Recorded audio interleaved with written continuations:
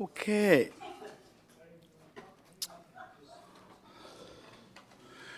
So it's 5 o'clock, and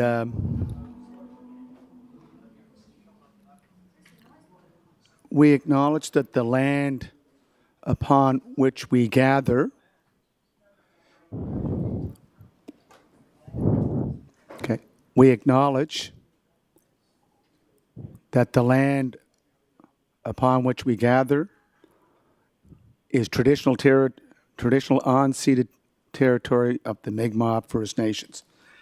And under call to order, I forgot to mention this, Mr. Chair of Planning and Development. There was a letter that we received from Live Well, Prince Edward Island, and it was on our desk. And it came from Laura Lee Noonan, who's the manager of the health promotion. And she said, we just want to state that we appreciate the time and effort the Planning and Heritage Department took to consider the implications of waiving the fencing requirement in favor of the certified pool covers. While our office does not have responsibility for development or maintaining regulations for residential swimming pools, the proposed amendment to have certified pool covers instead of a fence surrounding the pool raises serious concerns for public health. So that did come in at our regular monthly meeting, and I did not present it at that time. And there was just another issue on the last meeting, our regular monthly meeting. Under the closed session, the agenda was in your binder, and it was in the slipcover side, and that's where it outlined what was going to be on the agenda. And I think, Tracy, did you not send an email out on August 3rd to inform council that there would be a closed session and to find this on the inside binder? So sometimes the information is on the inside of the binder, just for your information. Okay. Any declarations of conflict of interest? Okay. Councillor Rivard and then Councillor Duran. Councillor Rivard, can you turn on your mic? Okay. It is for the open session under B, the last one, the memorandum agreement for Daniel Drive. Okay. You're in conflict? Tim Banks owns it. Okay. It's I 8 don't p.m. need to go much further. Okay. Councillor Duran? Mine's the activation transportation path. My son-in-law is working on that contract. So that's tender award multipurpose path, paved pathways under 4B. The first resolution we have, yeah. Good. Thank you. Any other conflicts of interest? Okay. So we have the approval of, oh, go ahead, sir. Turn on your, good.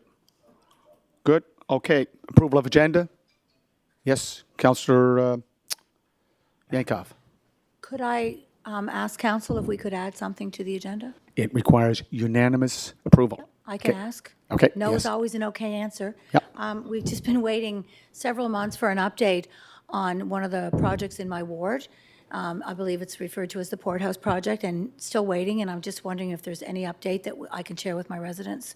So it's up to council if they want to discuss it, or it can be referred back to Planning and Heritage. Thank Okay, you. so we can put that under, that's in the open session, so that can go under as D, Port House. I'll be in conflict on that one too. Okay. if it goes. Okay. Okay. No dissenting votes? Good. So Donna will just add that as D. I don't know what we can do. I can. Okay.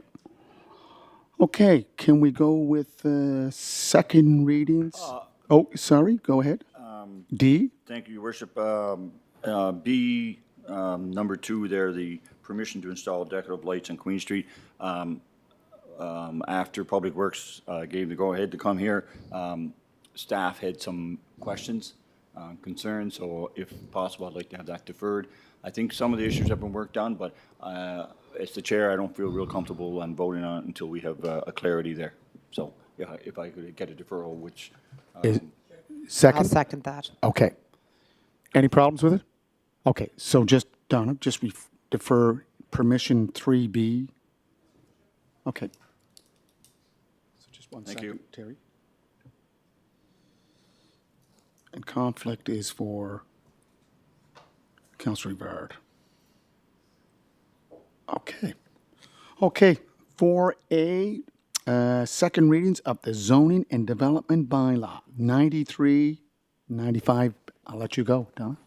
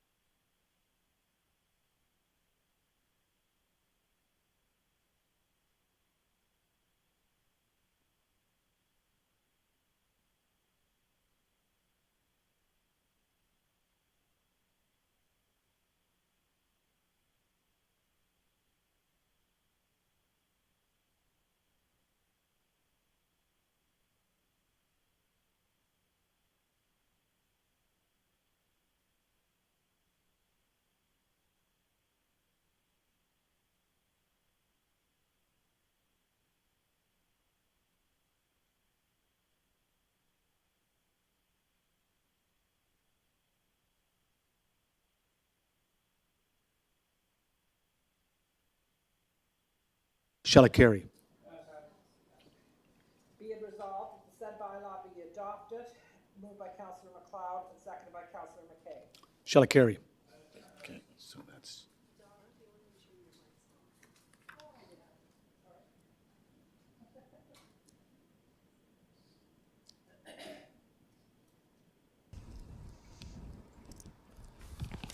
Okay, Donna, you got the next one, 50. Oh, no, you have another one there? I have two more. Okay. To adopt bylaw PHZD .2-065, a bylaw to amend the zoning and development bylaw by amending the existing development concept plan and Appendix B, Comprehensive Development Area, CDA, parcels and permitted uses for the construction of a new industrial equipment building and the demolition of the existing steam plant as it pertains to the property located at 50 Cumberland Street. Whereas the bylaw to amend the City of Charlottetown zoning and development bylaw, PHD ZD .2-065, as it pertains to 50 Cumberland Street, PID number 679381, as attached, was read and approved a first time on August the 8th, 2022. Be it resolved that the said bylaw be read a second time and approved, moved by Councillor MacLeod and seconded by Councillor McCabe. Hold on, shall I carry? No. Okay, so 9-1. Be it resolved that the said bylaw be adopted, moved by Councillor MacLeod and seconded by Councillor McCabe. Shall I carry? No.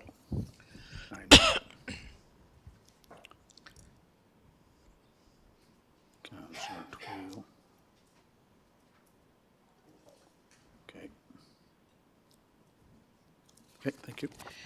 To adopt bylaw PHZD 2.60, a bylaw to amend the zoning and development bylaw, to amend Appendix G, zoning map of the zoning and development bylaw for a portion of 1B Palmer's Lane, PID number 275735, from the single detached residential R1S zone to the medium density residential R3 zone.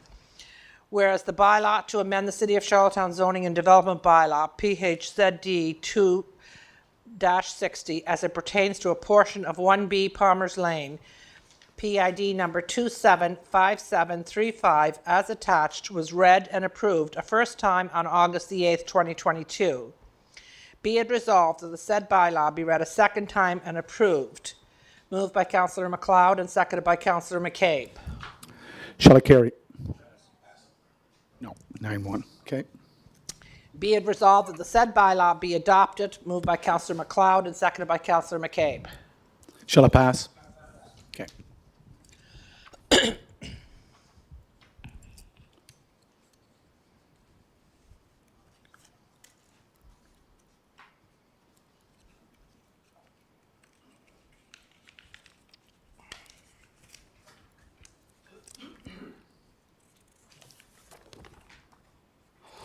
Okay. Getting us some more there. That's it. CAO, Donna? That's it for, Okay, 3B, so tender award. Counselor Duran, you're in conflict? moved by Councillor McLeod and seconded by Councillor Duffy, that as per the conditions of the public tender for multi-purpose paved pathways, the submission of Landmark Group, Inc. in the amount of $1,090,400 plus all applicable taxes be accepted. Counselor Twill.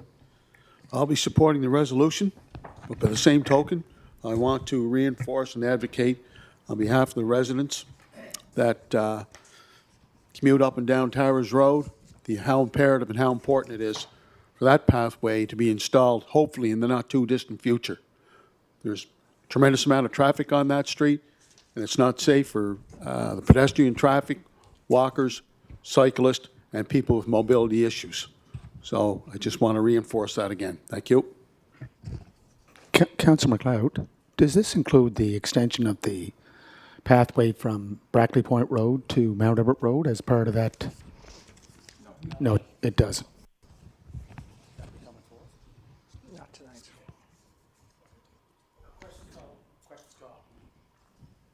All those in favor, please raise your hand. 9-1. Okay, next one. Okay, Moved by- Councilor Duran.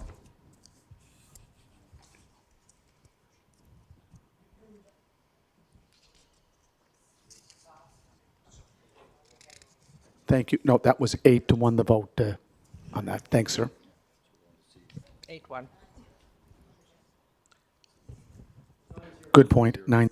Sorry. We're doing our math. Moved by Councillor McLeod and seconded by Councillor Duffy, that as per the conditions of the attached memorandum of agreement, the city agrees to accept the privately owned roadway known as Daniel Drive as a public street. Questions called. All those. I have a question. Question? Yeah. Go ahead. I know discussions were taking place over the last number of months with respect to this proposed agreement, the memorandum of understanding. Could someone please give me an executive summary as to what the agreement actually means? For example, is the city of Charlottetown taking ownership? And if the city of Charlottetown is taking ownership, when we take over a road of this magnitude, what's the policies and procedures with respect to taking a road, again, of this magnitude? And does it follow all the prerequisites that are outlined with the city of Charlottetown? For example, taking over that road, is it brought up to standards before we take the road over, or are changes made afterwards? I'm not sure.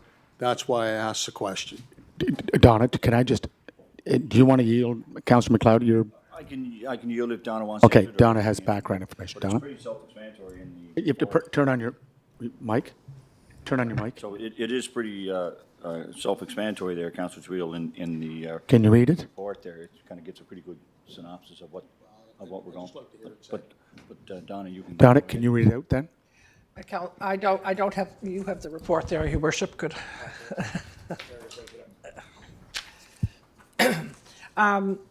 Councillor Twill, you're correct. There have been a number of discussions. There were a number of outstanding items on this, with this particular area.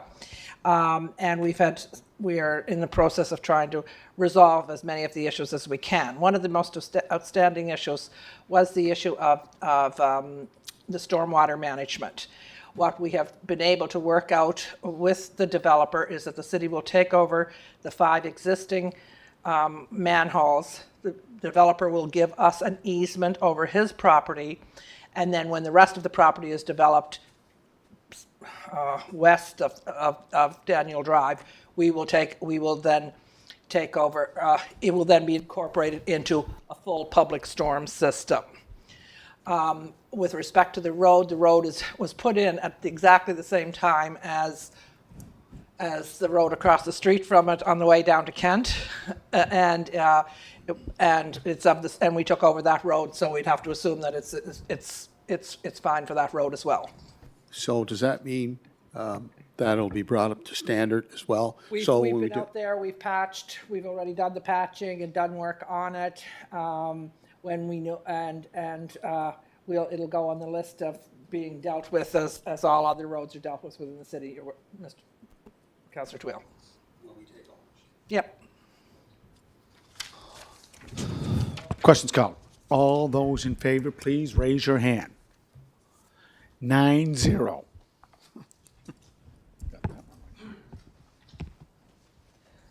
Okay, that's. Councilor Bard?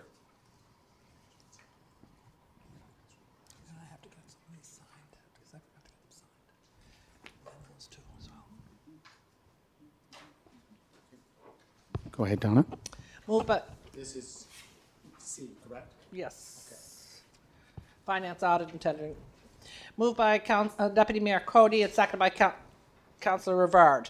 That the following resolution of August 23rd, 2021 be rescinded. That the City of Charlottetown accept Enterprise Fleet Management proposal, and that 30 days' notice be given to Enterprise Fleet Management to terminate the agreement. Okay. Question called? No, Okay, good. Okay, got Councilor Bernard, Councilor Duran. Councilor Duran, Bernard first. thank you, Your Worship. I know we've talked about this a number of times, Your Worship, and sometimes you don't feel like, sometimes when you think you're right, it's nice to kind of get an idea what everybody else is thinking. This one here always perplexed me. This was a savings. We've only without once used this. It's in a service agreement. We've only used it once. We've saved on new trucks anyway, a little over $15,000 per truck. It's almost like we saved too much. But anyway, so I thought I'd look into it a little bit further, kind of seeing what am I missing here that other people are seeing that I'm not. So I went on the Federation of PEI Municipalities website, where they advertise the capital purchasing program. They have their logo on it, their advertising. That's where different municipalities would go through. They talk about the program benefits, where it's fully compliant with CFTA, CETA, and APA. Tender process completed on your behalf, saving time and money. Former paper trail via Federation PEI municipalities for purchase justification. It's transparent, consistent pricing, and it's a reduction of administrative hassle. When we last met, the last time we met on this, we had Enterprise Fleet and the Automobile Dealers Association in the same room. I think everything was pretty clear. That meeting, I understand there was no further meeting with finance after that meeting to see if they felt there was new information. But what was made very clear, and I think all the discussion on this was, well, we're not buying local, we're not repairing it local. Well, it was made very clear that the vehicles will be ordered through local dealerships, whether through dealer inventory, stock, or factory orders. They made that very clear. They couldn't understand why the Dealers Association was working against them, because they felt it was a partnership. Payment for vehicles be processed directly with the local dealerships, which has already happened. We've had that gone through. I think it was Farrell Ford that won the bid for 18 trucks, which hasn't happened in Charlottetown in at least 5 years. So payment for vehicles will be processed directly with the local dealerships where vehicle orders are placed. Vehicle warranty work, which was talked about, will continue to be serviced through local dealerships. Outsourced vehicle maintenance repairs program is done at local dealerships within the Charlottetown tax base. The remarket of vehicles, we're lucky if we can get black book value when we go to trade in. The remarket vehicles, because of the network that they have the remarketing channels, the public process that outpaces the black book by 109%. So, you say to yourself, well, what are you missing? It's local. They're working with the local dealers. We have the last order was, like I said, 18 vehicles that are through a Charlottetown dealership. They come up with the markup. I think at the end of the day, you say to yourself, well, what's the difference here? Well, the tender process, we don't know what the cost of the vehicle is, and we don't know what the markup is. But in this service agreement, we do. We know what the cost of the vehicle is, and we know what the markup is. They're clearly marked. And as a matter of fact, the dealer would give what the markup is. It's usually anywhere from $200 to $2,000 per vehicle. So by voting this down, this is just a service agreement. This doesn't mean we need to use this. The city can go to tender if they want, or they can use a service agreement. And after going through it, I'm kind of wondering why finance, if they're not sure, why they wouldn't, then the next time you do vehicles, do half of them through tender and do half of them through this, then you'll know. But at the end of the day, the vehicles are coming through local. And so, to me, when I look at it, at the end of the day, it's basically, you're giving back the $261,000 that we saved. We're basically saying instead of a $500 or $600 markup, we're going to give over $15,000 markup, because that's what it comes to. So, other than that, unless somebody can enlighten me on what I may be missing, but we went through an hour meeting with the Automobile Association, asking them questions, them responding. And I think it was made very, very clear. And then when you go on our website, and Councillor Twill, you represented Charlottetown on the FPEIM for a few years, did you not? Federation PEI Municipalities, you represented us on that? Prince Edward Island? Yeah. Yeah, for a lot of years. So they would promote local. They're not out to they would promote local, I assume? Well, guys, can we just set up a debate here? He can bring those comments up. I just asked, because that's usually what the Federation of PEI municipalities Yeah, you can, is just all one about. sec. They're about helping municipalities, they're about purchasing local. And this program, if you go on the website, you'll see that they're offering this to every municipality. Yeah. So at the end of the day, I'd really love to hear if we're going to vote it down, what's Okay. the reason to vote it down, because Yeah. it makes absolutely no sense to me. Yeah, you can respond. I have Councillor Duran and Councillor Duffy in the queue. Then you go to you. Councillor Duran? Thank you, Worship. Could I just get a clarification on this resolution? Like, what is exactly what we're doing here, like to vote on? Could someone give me a We're clarification? rescinding the resolution to go with Enterprise Fleet Management. Okay, so, So if this is approved tonight, we'll go back to going to public tender on vehicles for City of Charlottetown. okay, I just wanted clarification because, you know, I listened to the, you know, the debate going back and forth, and I've been involved in all this, listening to different, you know, parties. But I think right from the get-go, I believe that it wasn't fair because, you know, the Automobiles Association were thinking one thing, Enterprise went with the other. I just don't think that it was a black and white contract to look at. So I can't support, you know, going just with Enterprise. You know, I applaud this resolution here because I think it has to be equal playing field for both parties to bid and look at what the contract states. I mean, as far as, you know, Enterprise saying, well, we know the market, you know, we have staff here, you know, there's automobile people here, they know the market. If it's after 3 years or 5 years, it's time to get rid of a vehicle. Even yourself, you know, if you have a lot of miles on it, you can come up with those, you know, solutions very quickly and very easily. We just have to be able to tell someone to do it. So, you know, I'll be supporting this resolution to go back to the old way. So thank you very much. Okay, Councillor Duffy, you were plugged in there, Councillor Duffy?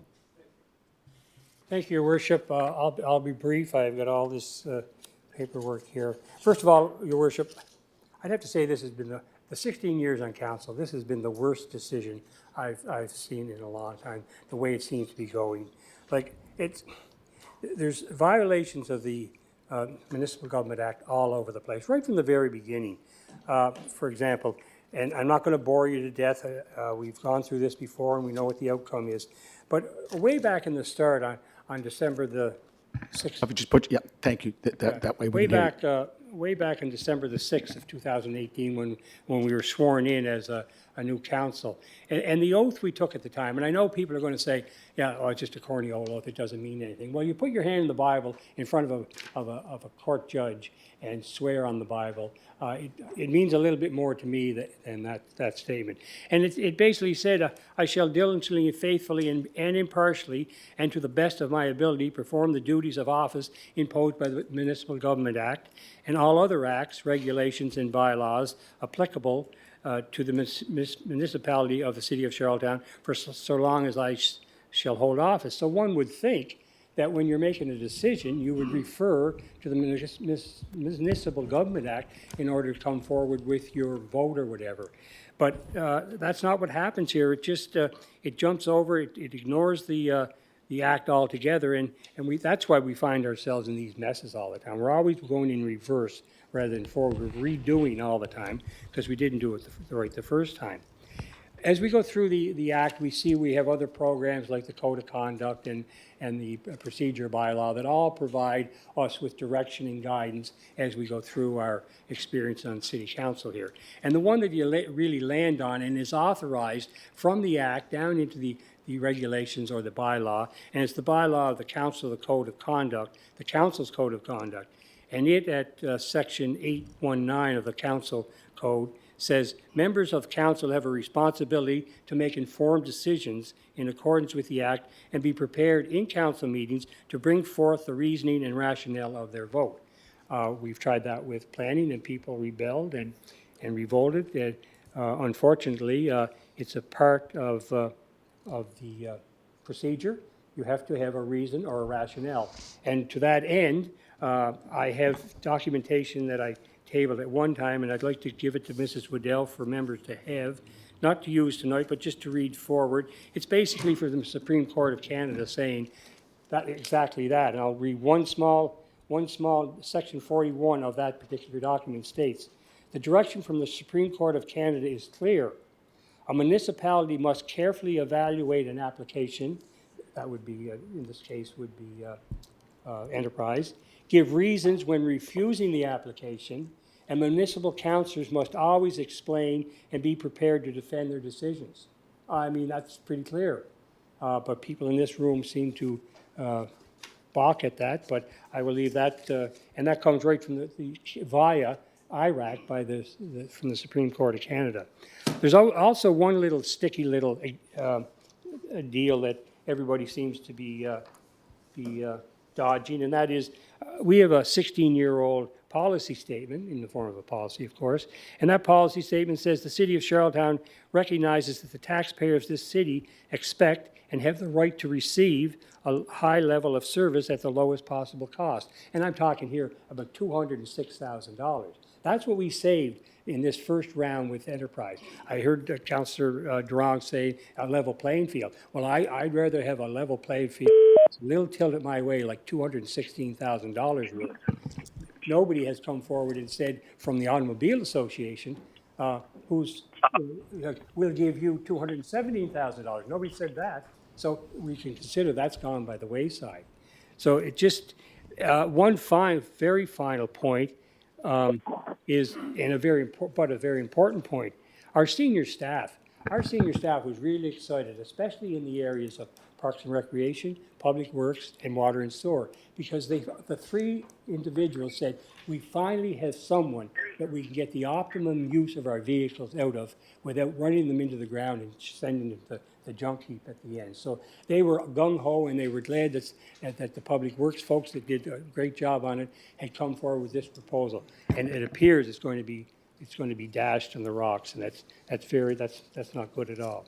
My last point, it would be the fact that back in 2018, when we started our term, the next 4-year term, it was decided that all applications should go through finance. But the reasoning was putting it through finance is to make sure that finance had a control or a monitoring system to ensure that things are being looked at from a financial aspect, not from the automobile or the operational. That's back in the Public Works or the Parks and Recreation or the Water and Sewer. That's back where those people know what they're talking about. It's for finances to monitor and make sure everything is above board. But it seems that finance, and I sit on finance, has taken over a veto power, because what Public Works wants and what finance is asking for at $206,000 less is $60,000 less is the proper vehicles for their appropriate. But nobody seems to be listening to the people who run the departments. Thank you, Your Worship. Thank you, Councillor Duffy. I think your mic is on. You get two mics on. Okay. Who's in the conference call? There are Oh, okay. Okay, so anyone in the conference call, could you please mute your mic? Thank you. Your Worship. Did you want to add something that was missed? I want to apologize to Councillor Duffy. I meant to do this before we started having this discussion. You asked Your Worship. You asked two questions at the last council meeting, and you asked me to get an opinion on them, and I did. And I just, now I don't have them turned on.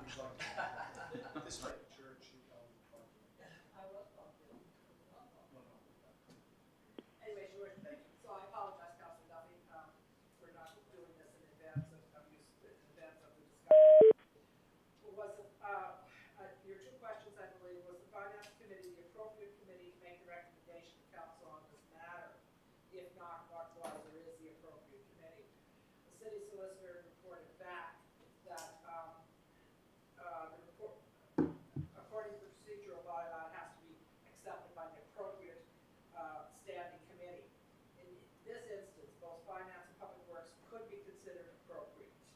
And as such, in our opinion, there was no material error in the decision to receive the recommendation from Finance. The second question, are councillors obligated to articulate reasons for their decisions on the record of the code of conduct? He may be going out on a limb here, but he said possibly. At a minimum, it would be certainly be good practice. The code of conduct requires members of council to demonstrate openness and transparency about their decisions and actions. While it does not explicitly require councillors to make the reasons for their decisions public on every issue, neglecting to provide reasons for their vote is arguably not open or transparent. Okay. Did you want to follow up on that, Councillor Duffy, or just quickly, and then Councillor Ramsey, I think? Thanks, Mrs. Waddell, for that. I respectfully disagree with Mr. Hooley, as you probably realize. I tend to lean towards the Supreme Court of Canada, a fairly reputable group, but I understand where he's coming from. I think if you're going to be getting a truck that you hope to last 7 or 8 years until it starts to go down a bit, if you're going to drive that truck for 7 or 8 years, it should be as a Public Works employee. You should have more of a vested interest in it than if you were a finance employee. Anyway, could I leave these with you? Councillor Ramsey?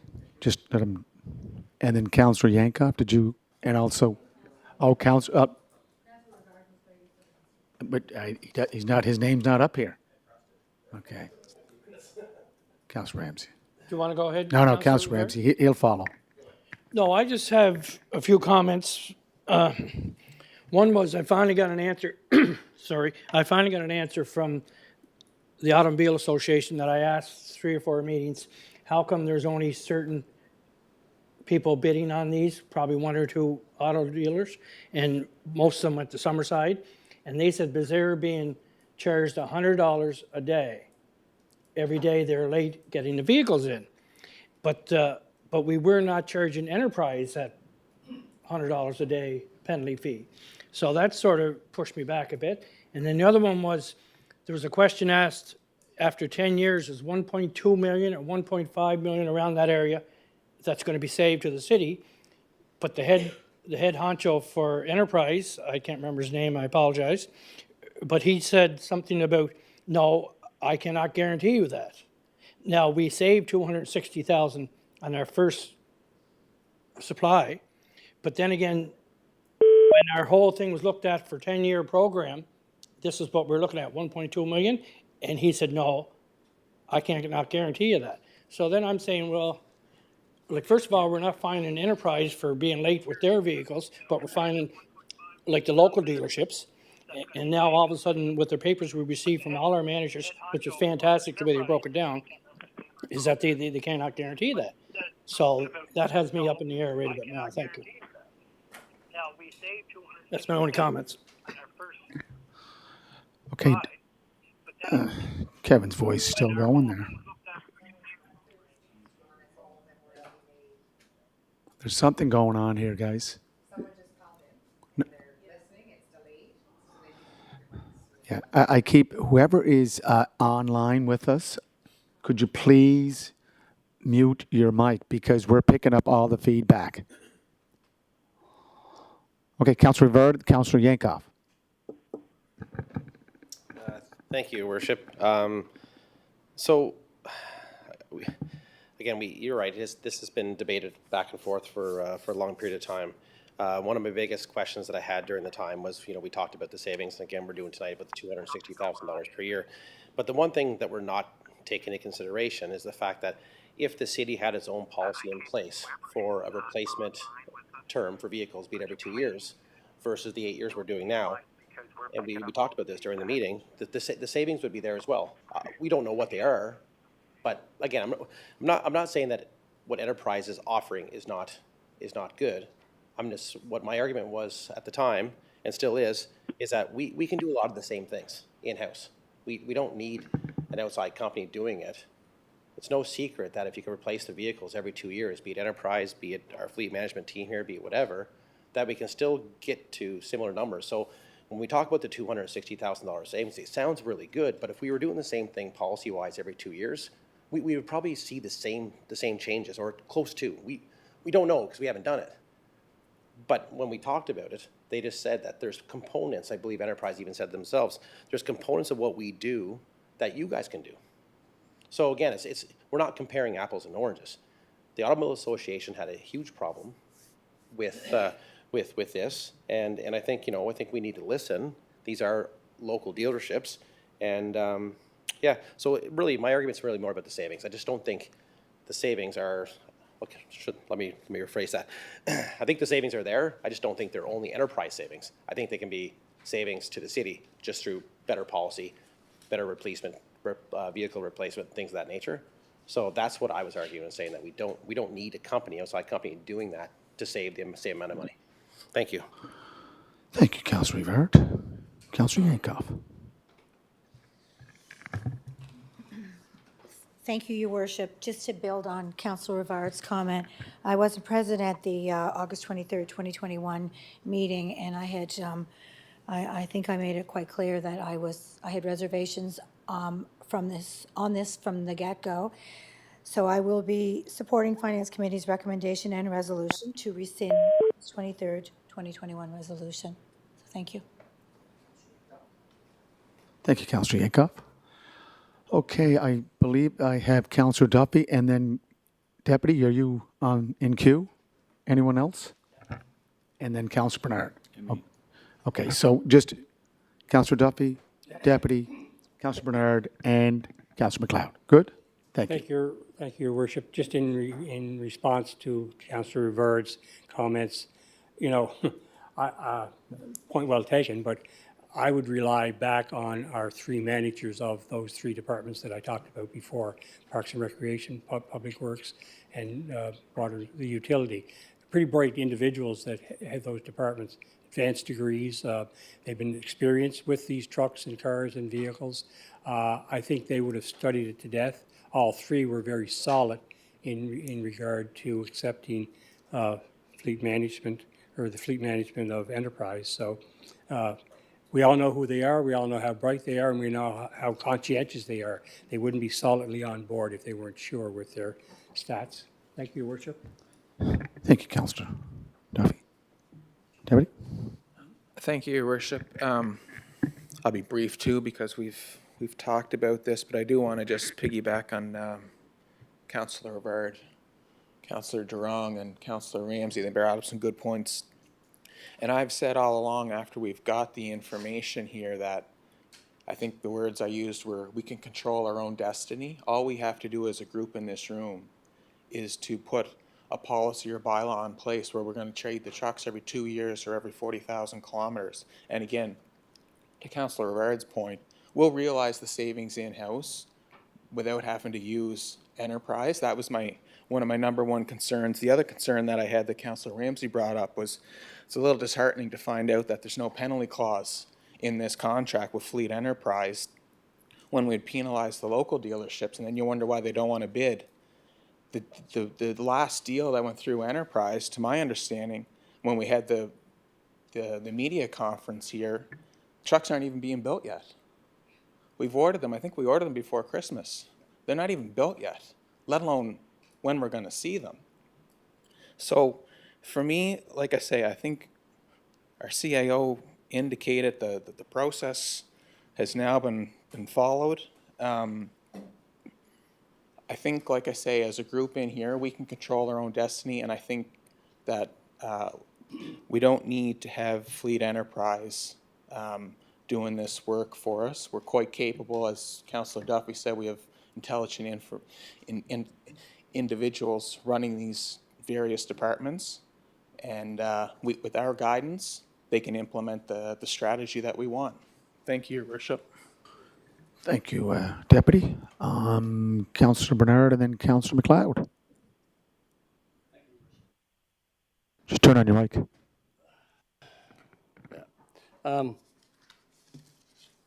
I guess, everybody has their own opinions, and sometimes it sounds like excuses, but anyway, when they first came to us, they told us that we would save approximately 1.8 million over 10 years. The average was around 134,000 per year, is what their expectations were. Can they guarantee it? No, can't imagine anybody can guarantee that. But I know the first year, that was 261,000, which was more than double of what their average is. So, to say, oh yeah, we can do the same thing, no, we can't. That's why they have a business out there doing it. That's why they've got North America to sell the vehicles to. So, to say, oh, we can get that money back, we'll sell it every 2 years. Yeah, no problem. That's not what they're saying. Depending on what the vehicle was used for and what miles were on it, they will recommend what's the best market. So, but I guess I'm kind of confused because I hear councillors in here every once in a while say, well, where's the recommendation? What's staff recommendation? Well, I'd like to know who made this recommendation because my understanding is finance manager says it's a good deal, go with it. The finance controller says it's a good deal, go with it. The utility manager says it's a good deal, go with it. Public works manager says it's a good deal, go with it. Fleet manager says it's a good deal, go with it. So who made the recommendation to rescind it? That's what I'd like to know. Unless we're all smarter than everybody else that works here, all the managers. Who made the recommendation to rescind? That's what I'd like to know. If it wasn't staff. Well, if you're asking me the question, You're the finance chair. yeah, it came through finance, and finance committee made a recommendation like we were asked to. If you Did don't, staff make a recommendation, yes or no? I don't know. Read the report. You're the finance chair. Did staff make a recommendation, yes or no? Can I just ask Donna? Asking the question. I know, I'd like I an know, answer. I know, Donna. On the recommendation that's in front of us, the resolution, it came from finance, correct? Can you just put, Finance Committee, Your Worship. yeah? So the What was input, staff's recommendation to the finance committee is what I'd like to know. do we want to go down that laneway? Because we do get recommendations from staff, from planning, development, and heritage. Yep. And we don't always agree with them. And I'm not saying, No. all I'm asking for is what Yeah. was the recommendation? We have people here who always want to know what staff recommendation is.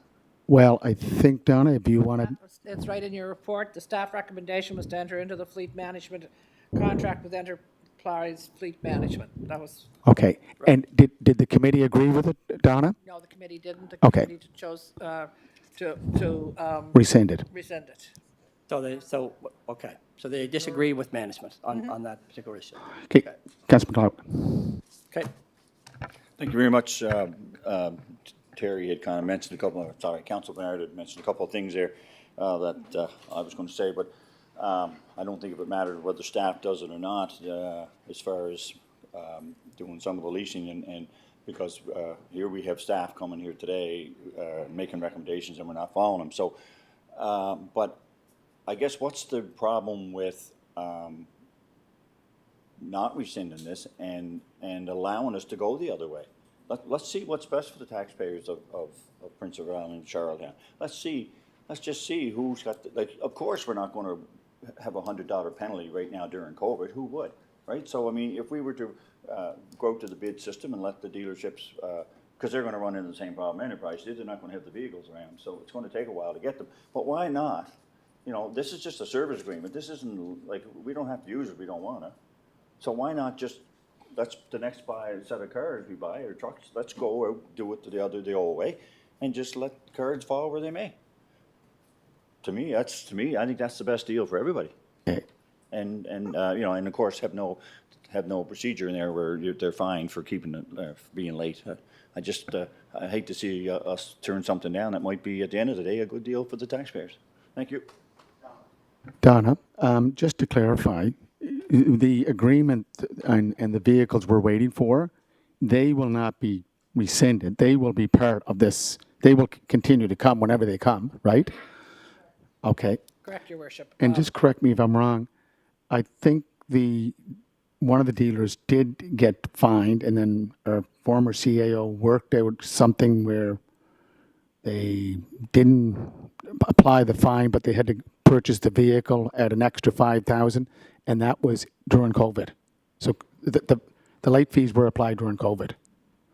Councillor Yankoff, did you, and then Councillor Tweel.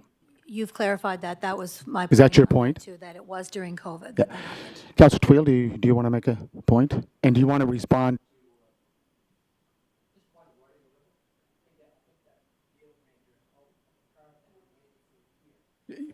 Put your mic on, Councillor.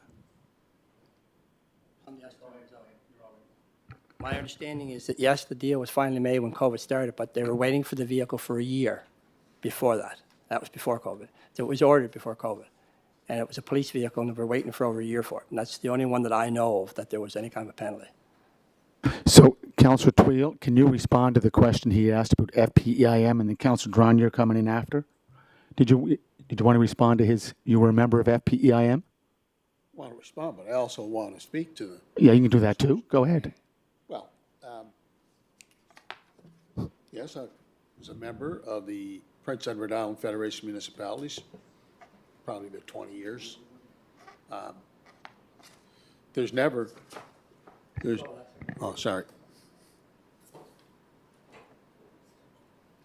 I can tell you that our sister city of Summerside, I can tell you the feelings around that chamber is they support local and will turn over every stone humanly possible to make sure they support local businesses. So if I understand this correctly, I stand to be corrected, that there's no other municipality in Atlantic Canada has an agreement with Enterprise, the firm from Toronto. If I read this, and again, if I'm wrong, I apologize, but I don't believe there's one municipality in Atlantic Canada has an agreement with Enterprise Canada. So, having said that, if we want to look at things from a historical perspective, it was a year ago that this resolution was passed. We were here in the chamber, 7 councillors. It was on the agenda. There was no resolution in the package. And that was one of the criticisms of the resolution coming off the floor. The resolution passed on a 4-3 vote. And because the resolution wasn't in the package, there's no, we talk about recommendations. There were no recommendations. There was discussions, but there were no recommendations. And talking about violating the MGA, our own city solicitors met with council and said that you have to do it all over again because you really don't have a leg to stand on, paraphrasing. So in terms of, violations of MGAs, I would argue that that was a direct, complete, total violation of the MGA. And moreover, if you look at our procurement policies, we didn't follow the procurement policy for the city of Charlottetown. And by the mere fact that we didn't go to a tendering process. What this was, I said it before, I'll say it again, it's an orchestrated monopoly for Enterprise PEI. When you do not go to a tender, how do you know if you have an equal level playing field when you don't go to tender to give all of the other car dealerships, whether it be in this city or this province, the opportunity to bid? So I would say we ran afoul on 2. The not following the MGA. Let me finish. Can I finish? Yeah? Yeah? I'm not giving misinformation, Councillor Bernard. We're listening.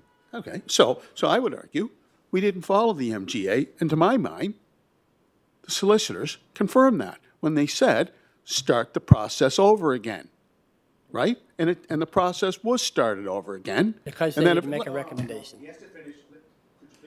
I'm being interrupted here, Mr. Mayor. So the process was started over again.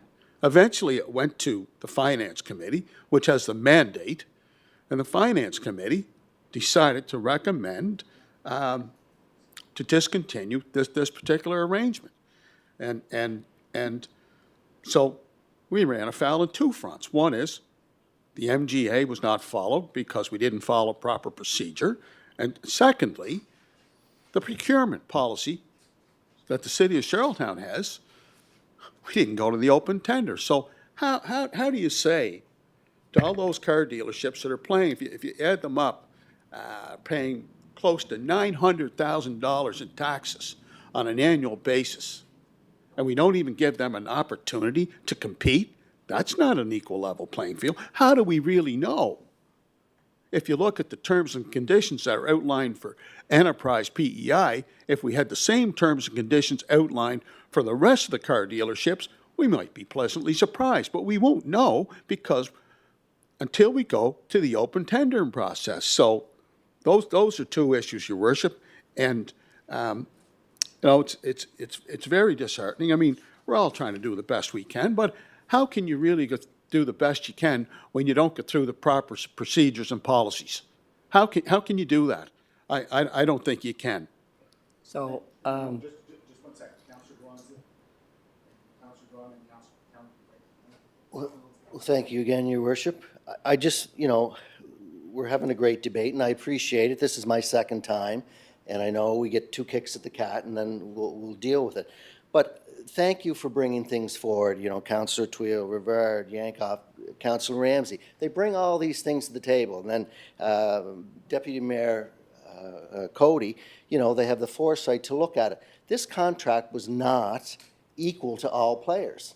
So, are we going to stay in the olden days when we can pick and choose, or are we going to move ahead and we have an honest procurement policy here that's equal to everyone?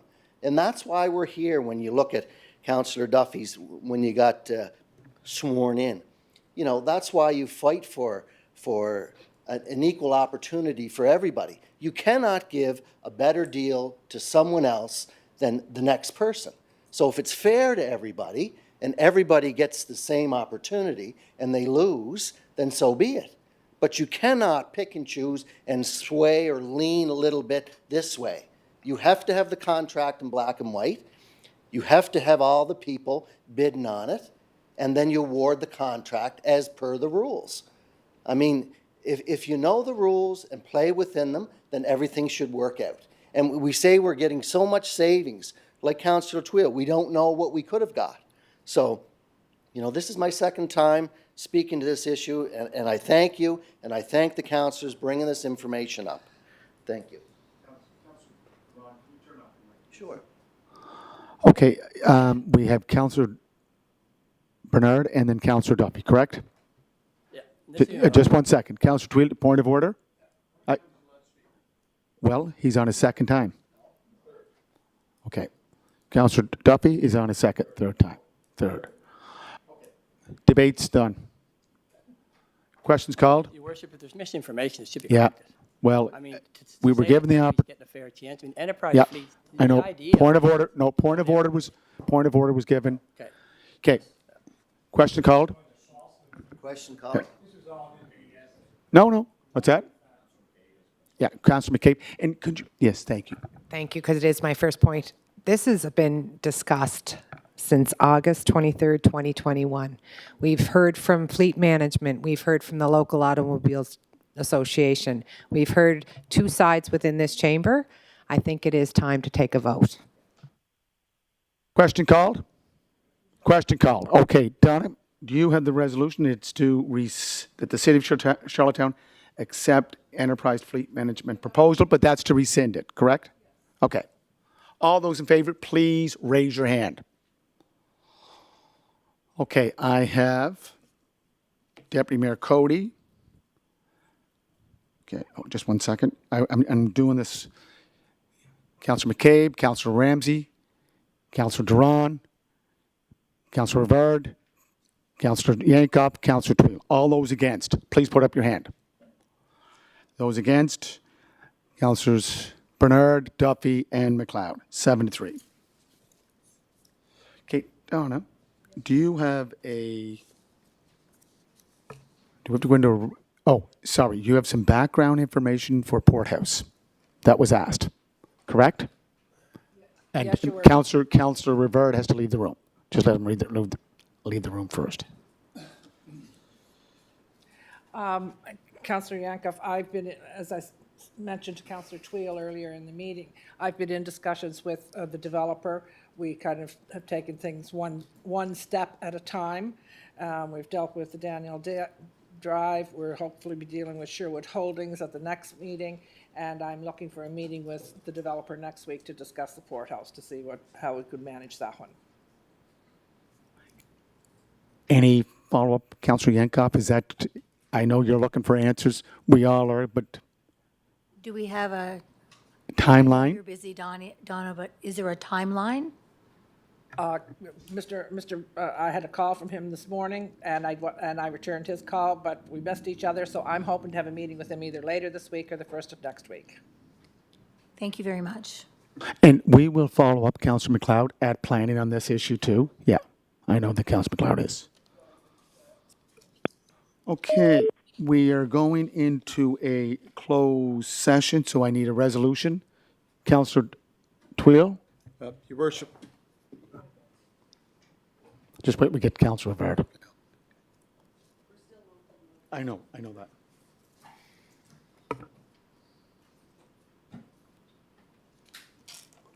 Go ahead, Counselor Tweel. thank you. I'm looking at the agenda. Which go- one? To go Open into or camera. closed? To go in camera? Yeah. You can't discuss until we go into camera. No, but the point I'm trying to make here. Yes. Is that I believe one, maybe two of these items should be discussed in a public forum. They will be going into the public forum after we make a decision based on the information given. Okay, you know what, your worship? Those discussions should be taking place in a public forum. No, Counselor Tweel, Let me I'm going to finish. rule you out of order because these are items that are related under Section 119, subsection 1A, Human Resources and Financial Matters. So I need a motion to move into a closed session. Moved by Counselor You want Duffy. point of order? No. Point of Counselor- order. Just one second. Moved by Counselor Duffy, second by Counselor Ramsey. Okay, point What's of your point of order? Point of order, I would like to move at the deferral, and I would like a legal opinion on at least one or two of these items, that all discussions take place in the public forum. Yep. They're in the public's interest, and you can't have the bulk of the discussions in camera and then open the door and just pass a resolution. So I'd Counselor- like to move Counselor deferral, Tweel, so seeking a legal opinion. Okay, move a deferral, second by Counselor Drawn. On the deferral to, I don't know what items you're going to take out because they're in closed. see. No, that, again, they're closed session. You know this better than anyone. Okay, on the deferral, all those in favor of the Can deferral? I just ask a question on the deferral? On the, Can I ask a question on Go the ahead. deferral? So is there, I don't see any resolutions. there is no resolutions. No. So No. Councilor Tweel mentioned that we're going to be voting. Okay, that's one point. Okay, thank you. Another point? Any more discussion? Counselor Tweel? Yeah, thank you.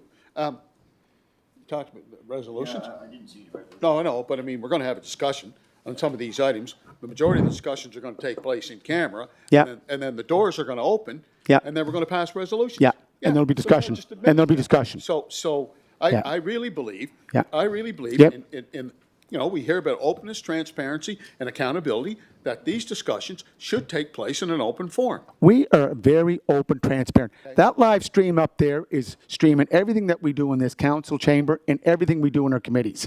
Okay, any more questions or concerns about the deferral? Moved by Councillor Tweel, second by Councillor Dwan. Councillor Yankoff. I just would ask, are these things that have to go into closed session first? Yeah. Or not? I mean, we have an experienced acting CAO here that can confirm to us if we're following proper process. And if we can confirm that we are, then I'm happy to go into closed session, Yeah. providing this then eventually becomes public information for the residents. I'm going to yield to the interim CAO. 25 years as Director of Corporate Services, former CAO of West Royalty, acting CAO for the City of Charlottetown, Donna, can you give, Federation Donna, Municipalities, And too. we're in Donna, favor of can you enterprise give us your, management. can you give us your corporate experience opinion on the deferral, please? Your worship, I believe that certainly two of the three items should be because I don't think there's a decision to be made on, well, there is a decision, but it's very much a human resource matter. Both are very much human resource matter. The third one is I wanted to advise council of before taking it in, I just wanted council to be aware of what I was suggesting, because it has been asked for, and I anticipate it will be going to a public meeting either later tonight for further discussion or whenever you want. Councillor Yankoff, follow up? Thank you. Can I just propose then that we take item A and B into closed, but we remain with item C and leave it to remain in the public forum right from the get-go? So before we move into close, we could deal with item C. Any concern about that? I always thought, your worship, that anything with financial implications to the city would be closed That was, first. that was my understanding, but, or Is it not? the interim CEO is saying that we could do A, B. That may not be what's on the agenda then. I thought it was a financial implications. It does have financial implications, but it's at a council, it was at a committee of the whole that we discussed it in the public forum, so if you wanted to go, I just thought you would like to be advised of what I had come up with in advance of going to the public meeting, because you may just turn it down and say, no, that, we don't want to do that. My preference is to have the discussion and then, and it will be going into the open session because we have to make a decision on all these three areas. So deferral's on the floor, still have a deferral on the floor. You're asking the question, the deferral that you put on the floor? Yes, you've spoken twice. Okay. All those in favor of the deferral, please raise your hands. Deferral. Okay. All those against, please raise your hand. Against deferral. Okay. 8-2. Okay? Did you want that recorded? Yes. Okay, we'll get that recorded too. Get that recorded. Okay, can we go into, So then, tell me if this is a permitted, can I propose that we take item A and B into closed, and we keep C in an opened? no, we already voted on the deferral. That was defeated. It's going No, we in. just voted, but we voted to stop everything. Yep. Well, we're not doing that anymore, so that's over with, so can we not start with something else? No, we're moving on. We're going into closed session. That's it? Yeah. Okay. Okay, just going, I need a motion to go into closed session. Moved by Councillor Ramsey, second by Councillor Duffy. All those in favor? Okay, just take a break first, guys.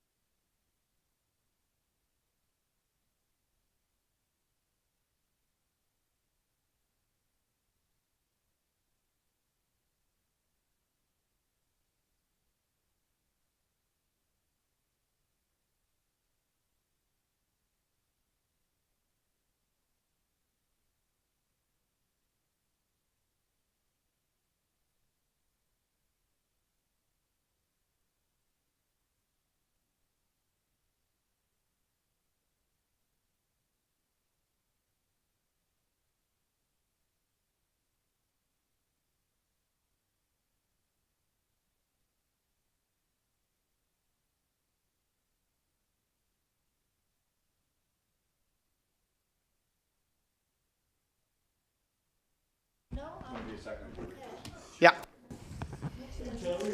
So we have a resolution. And again, we have declarations. I don't have do I one have to for go you. through everything again? But you have, Okay. So there's one yes, you item. do. No, it was a council. You can ask that. We'll give you an answer. So Did I give you one to you, Your Worship? call to order and as declarations of conflict of interest, none.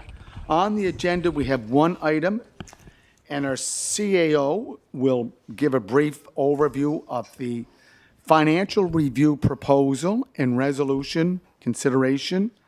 And this is to do a third-party review of the allegations that were tabled here or brought to council back in 2019. Donna, can you just give some background, please? Yes, Your Worship. As directed by council at my very first meeting, I believe, in June, I have been looking to find an independent consultant to review the 18 allegations made by the former DCAO. This has been a difficult job, mainly because the city of Charlottetown has been involved with a number of firms over the years, and we have connections. We have connections to a lot of firms in the city of Charlottetown. I was also assisted by a couple of retired CAs, who helped me to develop the terms of reference and point me in the right direction. I was speaking with Jennifer Dunn of BDO, and I have before you a proposal to provide forensic investigation and fraud risk assessment / internal controls for the city of Charlottetown. This project will be confined solely to the 18 accusations that were made to council in that letter that council received. Ms. Dunn she will be the engagement partner. When I had my first discussions with her, she talked to her firm about it. In Newfoundland, they have a lot of municipal experience, BDO. And so that was very evident and very positive with my first Zoom meeting with them. And they were a lot of really good questions. They've also had some experience in this kind of work in Ontario.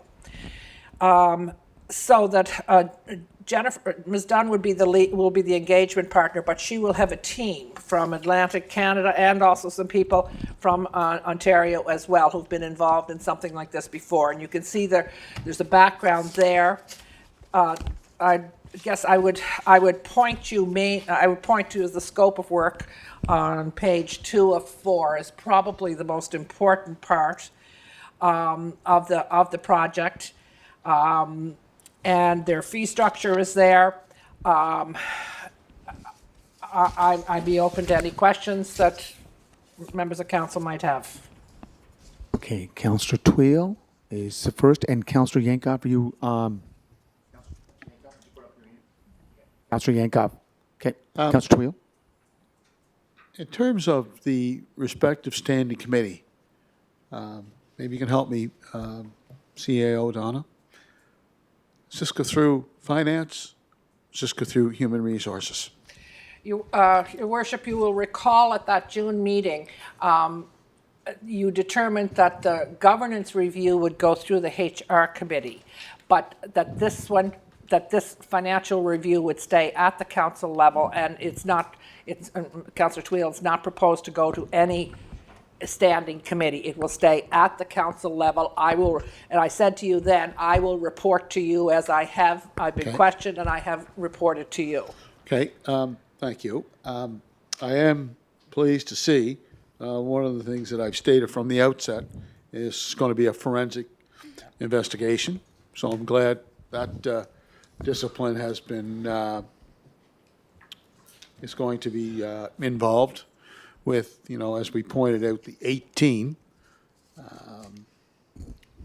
purported violations, alleged violations by former deputy CAO, but we also had another deputy CAO that talked about breach of policies and procedures and also made recommendations. And I wonder, will that also, I mean, you know, we received emails from the second deputy CAO, and some of the concerns that she brought to the table, will that be involved in this scope of work as well? Councillor Twill, I reviewed those when I saw the second deputy CAOs, but they were not necessarily financial related. Now, as we go through, if the investigators want to review them, and that's up to them, we will definitely make that available to them.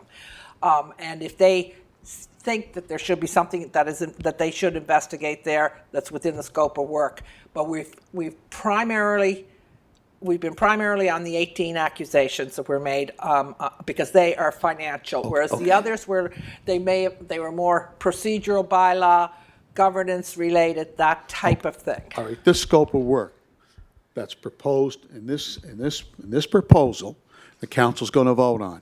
Mm-hmm. Does this scope of work prohibit any investigative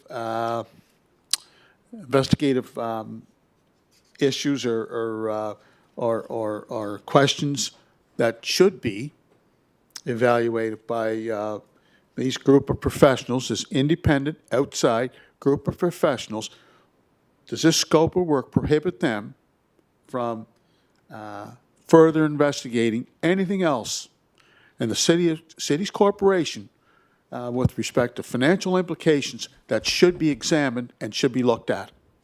This scope of work confines the investigation to the 18 accusations. If, let's say, they wanted to ask about the cost of the doors, Right. that's not within the scope. It's got to be within the scope of those 18 accusations. Now, if they draw a line between something in the scope, or between the investigation and something that I might not think is, I don't have the right to say, I don't think that's part of your investigation. If they draw the line, then that's when you hire an investigator, you go with their line. You don't tell them what to do. So it takes them to where the facts leads them to. Yeah, Yeah. exactly. That's a good way of putting it, Councillor Twill. A So- really good way. Councillor Twill, page 2 of 4, number 5, scope of work. Evaluate the procedures and results of the internal investigation of the allegations conducted by the city. 6, conduct interviews with key personnel and witnesses. Again, this is a third-party financial review. So it's an independent group of people coming out, and if they want to look at allegations from DCAO 1, DCAO 2, that's their prerogative. We are not directing them. Is that clear? No. No, is it? This is an We're not independent review. We're not directing them. No, But but- our CAO said they're confined to the 18 regulations, but this is the an- 18 purported Yep. Allegations. violations that were outlined by the first deputy Right. CAO. Right. Right? That's why I asked the question regarding. But the it's fact, the you're second- the word, using your own words, they'll go where the facts take them. That's And right. if the They'll go facts with the take facts, them so they're someplace not, else. so they do, okay. So Yeah. they do have the flexibility to It's- look at it. It's an independent review. They It's do an have the independent review. flexibility to look at Yeah. everything. It's an independent To look review. at what- It's a Okay. third-party review. All right, good. That's what we've asked for, and that's what we got here. So it's more than the 18. Okay, Councillor Yankoff. Thank then you, Your Worship. Councillor McCabe. And thank you, Ms. Vidal, for bringing this forward to us. Just a couple things, just to reiterate that I think it's important that we really reiterate the fact that they will go where the facts take them, and I really appreciate that term. That's very important, and thank you, Councillor Twill, for bringing that to light. It's super important for the public to understand that we will go where the facts take us. And the other thing is, as soon as this is a public document, so this will be posted on our website, sent out to whoever would like to review this. This is a public document. And going forward, everything we do concerning this is within the public forum. Is that correct? Correct. That will be up to that's up to council. You've said you wanted it in the public forum, so I Great. anticipate It's you in the will. public forum. Thank you very And much. thank you for that question, Councillor Yankoff. Councillor McCabe. And I think I just wanted to reiterate one other point in the scope of work, that they anticipate it will include review of the MGA city bylaws and all relevant policies. That's right in black print there as well. What number is that? That would be point number 3. So they have right to get in and do everything. So this is perfect. Okay. Councillor Bernard. Thank you, Your Worship. Just want to say thank you to Donna Waddell, Your Worship. And it's great to see that you obviously put a lot of time into this, and we got real professional people that are going to be doing this investigation. So it sounds to me like no stone will be left unturned. Great. There's been a lot of accusations made, and I'll reiterate that there are accusations. Nothing's been proven. So really looking forward to this coming to a conclusion and see what they come up with. But again, thank you. I know this takes a lot of time, a lot of phone calls, and thank you for this. And you're suggesting 2 to 3 months possibly before an end date, but you're not really sure. No, it's hard to know. Okay. It's hard to know. Okay. Okay.